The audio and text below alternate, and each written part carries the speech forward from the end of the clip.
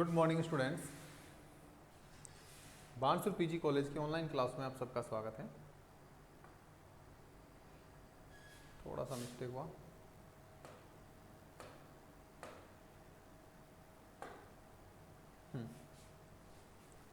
और आज हम बात करेंगे बीएससी पार्ट फर्स्ट फिजिक्स के अंदर इलेक्ट्रोमैग्नेटिज्म की। और इलेक्ट्रोमैग्नेटिज्म के अंदर भी हम पढ़ रहे हैं,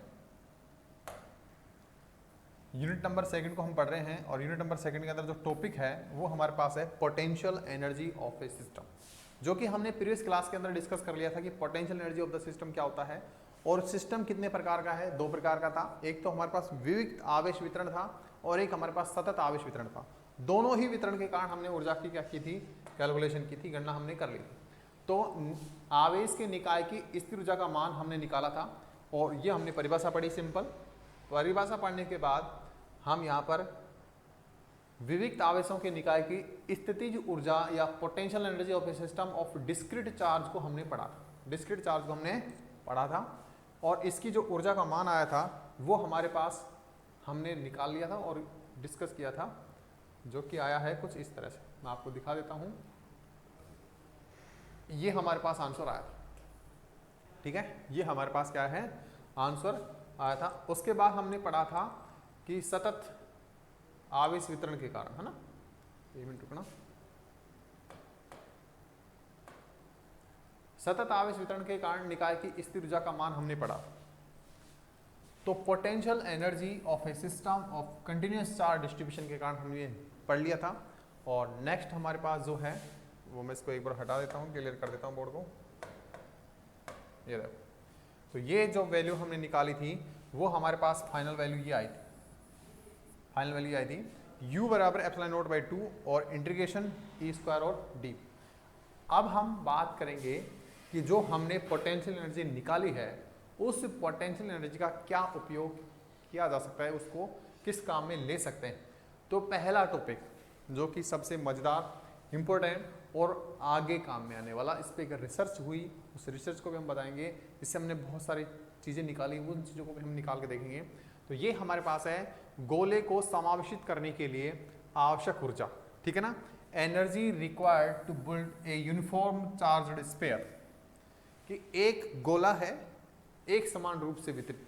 देखो गोले भी यहाँ पर दो तीन प्रकार के होंगे, जैसे कि चालक गोला हो सकता है, यहाँ पर एक पराविद्युतांक गोला हो सकता है। तो सबसे पहले हम पराविद्युतांक गोला या अर्धचालक गोले की बात करेंगे कि उस गोले को आवेशित करने के लिए या जब हम उसको आवेश देते हैं तो उस आवेश देने में कितना कार्य करना पड़ रहा है, वही कार्य हमारे पास इसकी पोटेंशियल एनर्जी के रूप में संचित हो जाता, पोटेंशियल एनर्जी के रूप में संचित हो जाएगा, ठीक है।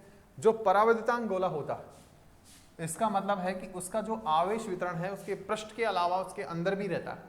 जबकि चालक जो गोला होता है उसका मतलब ये होता है कि जो ऊर्जा हमने दी है, जो ऊर्जा हमने दी है वो ऊर्जा उस गोले के केवल पृष्ठ पर रहेगी यदि वो चालक गोला है। तो सबसे पहले हम बात करें गोले को समावेशित करने के लिए आवश्यक ऊर्जा, और इसमें भी जो गोला होगा वो हम पराविद्युतांक लेंगे। पराविद्युतांक ले सकते हैं या फिर आप अर्धचालक भी ले सकते हैं, इसको अर्धचालक भी बोल सकते हैं। अर्धचालक गोले के कारण जो हमारे पास ऊर्जा होगी हम उसकी डिस्कस करेंगे, उसके ऊपर डिस्कस करेंगे। तो पहला हमारे पास है कि कोई भी एक समावेशित गोला है, आप इसको जूम करके देख सकते हैं इस तरह से। देखिए ये हमने एक गोला लिया जिसकी त्रिज्या जो है वो कैपिटल आर है। आपको दिख रही होगी इसकी त्रिज्या, आपको इसकी ये जो त्रिज्या है वो दिख रही होगी, कैपिटल आर त्रिज्या है। और इस कैपिटल आर त्रिज्या के इस गोले को आवेशित करने के लिए हम मान लेते हैं हमारे पास कितनी ऊर्जा की आवश्यकता पड़ रही है, यू की। और इसको जो दिया गया आवेश है वो मान लेते हैं कैपिटल क्यू आवेश इसको दिया गया, कैपिटल क्यू आवेश इसको दिया गया है। और ये जो आवेश वितरण है वो एक समान रूप से वितरित है। ये भी ध्यान रखेंगे कि जो हमने गोले को आवेश दिया है वो गोले की ना केवल पृष्ठ पर वितरित है बल्कि उसके अंदर भी क्या है, वितरित किया गया है, डिस्ट्रीब्यूट किया गया है, ठीक है। तो इसमें क्या करेंगे, जब भी हम ऊर्जा निकालेंगे तो इसमें एक अल्पांश चाहिए, और अल्पांश के रूप में हम यहाँ पर एक पट्टिका निकाल लेते हैं। ये पट्टिका यानी कि इसके अंदर एक गोलीय कोष निकालते हैं। इस गोलीय कोष की जो त्रिज्या है वो हमारे पास कैपिटल स्मॉल आर होगी। ठीक है। और इसके ऊपर जो आवेश होगा उसको हम मान लेते हैं क्यू आवेश हमने माना है इसके ऊपर। तो यहां पर आप देखेंगे कि इसको हाँ क्यू आवेश हमने दिया, तो माना त्रिज्या आर के किसी गोले को, माना किसी त्रिज्या आर के गोले को क्यू आवेश द्वारा आवेशित किया जाता, कैपिटल क्यू आवेश द्वारा क्या किया जाता है, आवेशित किया जाता है। तो गोले में आयतन आवेश घनत्व, तो आयतन आवेश घनत्व कैसे निकालेंगे, आयतन आवेश घनत्व निकाला जाता है आवेश बटे में आयतन, आवेश बटे में आयतन, इसको याद रखेंगे। तो आयतन आवेश घनत्व की जो वैल्यू होगी वो हमारे पास रहेगी आवेश बटे में आयतन। यहां पर हमारे पास घनत्व को हमने लिखा है रो से, हमने गोले को कितना चार्ज दिया है, हमने गोले को दिया है कैपिटल क्यू चार्ज दिया है, ठीक है। और गोले का जो आयतन है वो कितना रहता है, वो रहता है 4/3 पाई आर क्यूब। तो हमने लिखा है कि 4/3 और पाई आर क्यूब। इस 3 को आप ऊपर ले जाइएगा तो हमारे पास रो की जो वैल्यू आएगी वो आएगी 3Q upon 4 pi are cube. और ये जो वैल्यू आती है इसका जो मात्रक है वो रहता है कूलाम पर मीटर क्यूब। कूलाम किसका मात्रक है, आवेश का, गुलाम, ठीक है ना। कूलाम किसका मात्रक है, आवेश का, और आयतन का कितना है, मीटर क्यूब। तो इसका मात्रक क्या हो जाएगा, कूलाम प्रति मीटर क्यूब हमारे पास इसका मात्रक हो जाएगा। तो ये हमारे पास रो की वैल्यू आई है और इस रो की वैल्यू को हमने समीकरण नंबर 1 दे दिया यहाँ पर, ठीक। आगे देखिए, संपूर्ण गोले को समायोजित करने के लिए यह माना जा सकता है कि गोला एक समान सेकेंडरी गोलों की मोटाई से मिलकर के बना हुआ है। देखो, संपूर्ण गोले को आवेशित करने के लिए मान सकते हैं कि गोला सेकेंद्रीय अल्प मोटाई के विभिन्न गोलीय कोष, गोलीय कोष का मतलब होता है इस तरह का, देखो ये हमारे पास एक गोला है और जो अंदर से क्या हो, बिल्कुल खाली, जो अंदर से क्या हो, बिल्कुल खाली, उसको बोलते हैं गोलीय कोष, ठीक है। तो विभिन्न गोलीय कोषों से मिलकर माना जा सकता है। जैसे कि हमारे पास कोई बॉल है, उसके ऊपर हमने एक पन्नी चढ़ा दी या कोई लेयर लगा दी और उस बॉल को हटा लिया, तो जो लेयर बचेगी वो एक गोलीय कोष कहलाती है, और वो भी अल्प मोटाई की मान के चलते हैं। जैसे कि हमारे पास ये जो मोटाई है ये गोलीय कोष के रूप में है और इसकी मोटाई क्या है, अल्प है। तो यहाँ पर माना कि त्रिज्या आर वाले गोले में आवेश की मात्रा स्मॉल क्यू है। तो यहाँ पर हमने एक गोलीय कोष माना, ये इसकी त्रिज्या हमने कितनी मान ली है, स्मॉल आर मानी है। तो स्मॉल आर मानेंगे तो माना त्रिज्या स्मॉल आर वाले गोले का आवेश कितना है, कैपिटल स्मॉल क्यू दिया, पूरे को दिया है कैपिटल क्यू और इसको दिया है स्मॉल क्यू आवेश। तो यहाँ पर स्मॉल क्यू आवेश दिया गया है, तो आवेश की मात्रा है, तो हमारे पास घनत्व की एक वही परिभाषा होगी, घनत्व रहता है आवेश बटे में आयतन। तो हमारे पास घनत्व रहेगा रो बराबर वही आवेश कितना है, क्यू है, और इसका जो आयतन होगा वो रहेगा 4/3 और पाई स्मॉल आर क्यूब रहता है, ठीक है। चाहे वो हमारे पास बड़ा गोला हो, चाहे हमारे पास गोले कोष हो, पृष्ठीय आवेश घनत्व तो हमारे पास यही रहेगा, सॉरी आयतन क्या रहेगा, 4/3 पाई आर क्यूब ही रहेगा, आयतन सेम रहता है, आयतन में कोई दिक्कत नहीं आती। तो यहाँ पर हमारे पास यहाँ से आप क्यू की वैल्यू निकालेंगे, क्यू की वैल्यू निकालेंगे तो इधर आ जाएगा और ये रहेगा क्यू बराबर रो 4/3 पाई आर क्यूब। इसको हमने दिया है समीकरण नंबर 2, हमने इसको दे दी है। अगला है, चूंकि गोलीय आवेश वितरण बाह्य बिंदुओं के लिए इस प्रकार व्यवहार करता है जैसे कि संपूर्ण आवेश उसके केंद्र में स्थित, ठीक है ना। ये कोई गोला है, इस गोले को यदि आप दूर से देखोगे तो ये गोला आपको बिंदुवत दिखाई देगा, और बिंदुवत का मतलब है कि ऐसा लगेगा जो आवेश दिया गया था वो सारा का सारा उसके केंद्र पर स्थित है। तो यहाँ पर आपको दिखेगा इस प्रकार व्यवहार करता है कि जैसा संपूर्ण आवेश उसके केंद्र में स्थित हो, अतः गोले के पृष्ठ पर स्थित जो विभव का मान होगा, ठीक है ना, वो कैसे निकालेंगे। तो विभव हमारे पास क्या है, KQ/R। तो ये जो विभव है ये बिंदु के कारण जो विभव है उसी के समान रहता है। तो हम इसको लिख सकते हैं कि बिंदु आवेश के कारण जो विभव है उसी के समान इसको दिया है, और इसको हमने दिया है समीकरण नंबर 3। अब समीकरण 2 में से, समीकरण 2 से Q का मान समीकरण 3 में रखेंगे। ये जो Q का मान है इसको आप यहां रख देंगे, यहां रखेंगे तो हमारे पास जो वैल्यू आएगी वो कुछ इस प्रकार से आएगी।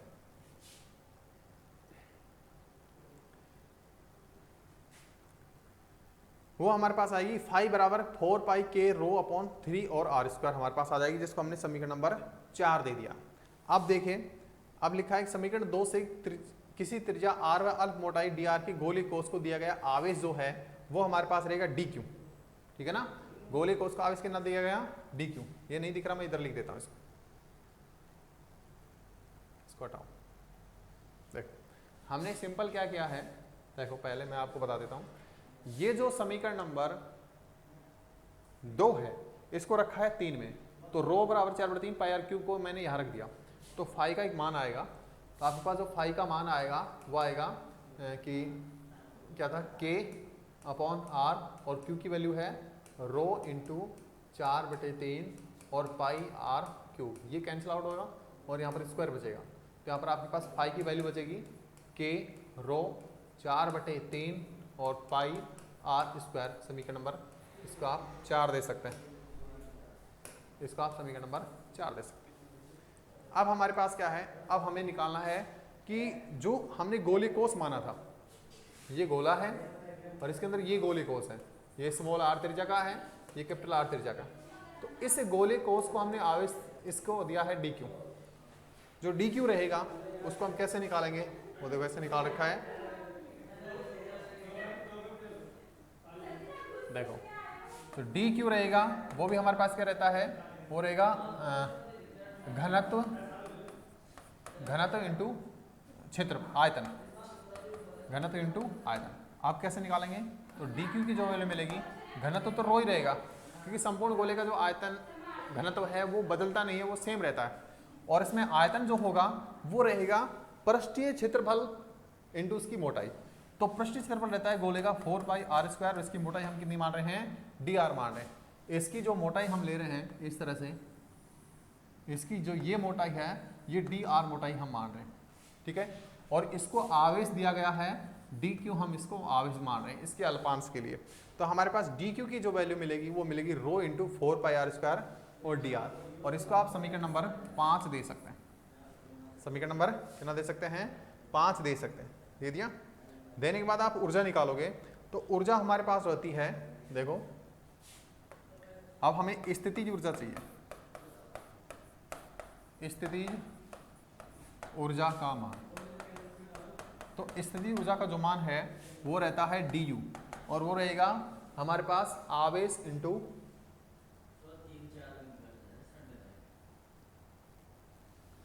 आवेश जो कितना है डी क्यू है, और इसके कारण विभव कितना है, फाई है।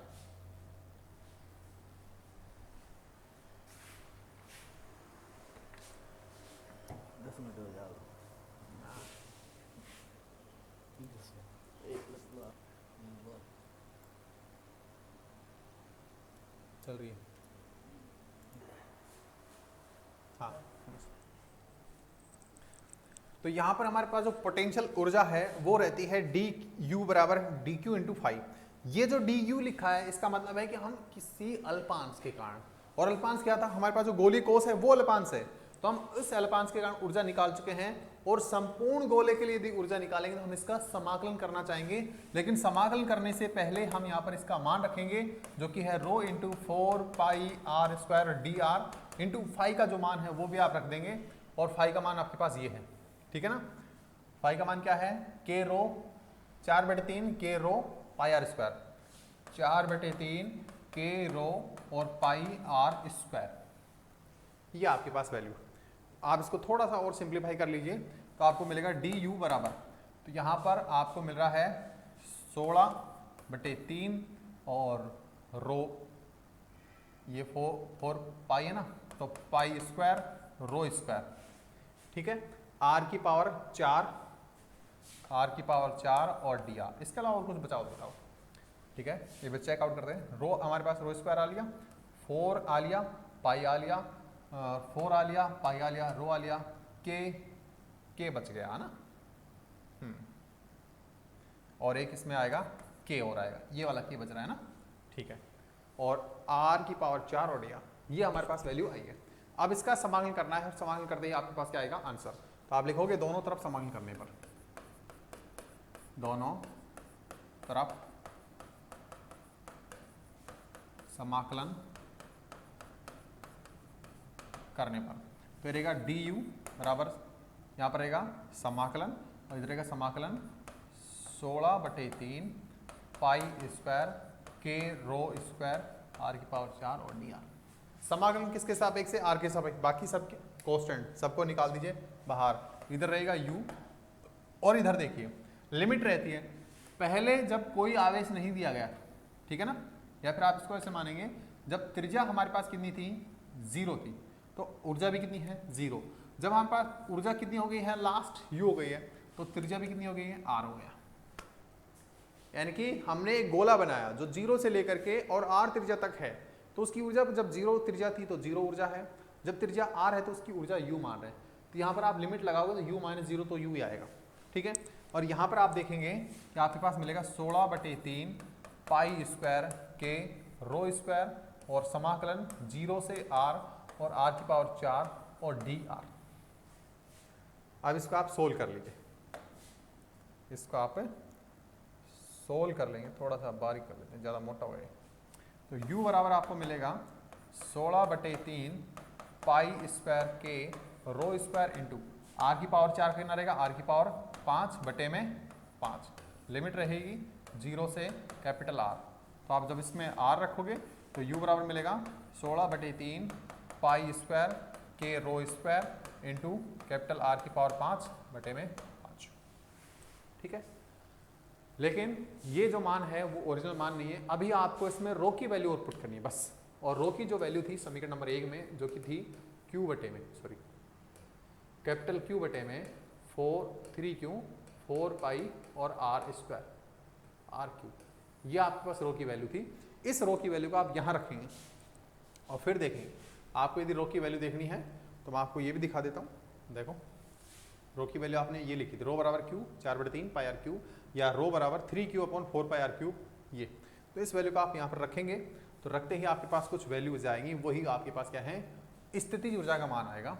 तो u बराबर आपको मिलेगा 16/3, ठीक है, पाई स्क्वायर इंटू के को भी आप के को के रख लेंगे, इसका मान कितना है, इसका मान है 3Q/4 पाई r3 और इंटू r की पावर 5/5, कटेगा कुछ, देखो u बराबर 16/3 इंटू पाई स्क्वायर इंटू, ठीक है, और के का वैल्यू आप रख लीजिए 1/, चलो के को के रखेंगे, के को नहीं खोलेंगे, तो के और ये रहेगा 9Q² बटे में 16 पाई स्क्वायर r की पावर 6 इंटू r की पावर 5/5, तो 16 पाई स्क्वायर से 16 पाई स्क्वायर कैंसिल, और यहाँ पर 3 से 3 कटेगा, 3 आ जाएगा, और कुछ कटेगा नहीं, कटेगा ये कटेगा, r की पावर 5 से r की पावर 5 कट जाएगा और यहाँ पर एक पावर बच जाएगी। तो आपके पास बचा है u बराबर, ये कट चुका है, k बच रहा है, फिर यहाँ पर 3/5 बचा है, तो 3/5 आप लिखेंगे, और Q² बचा है और नीचे बचा है r की पावर 1।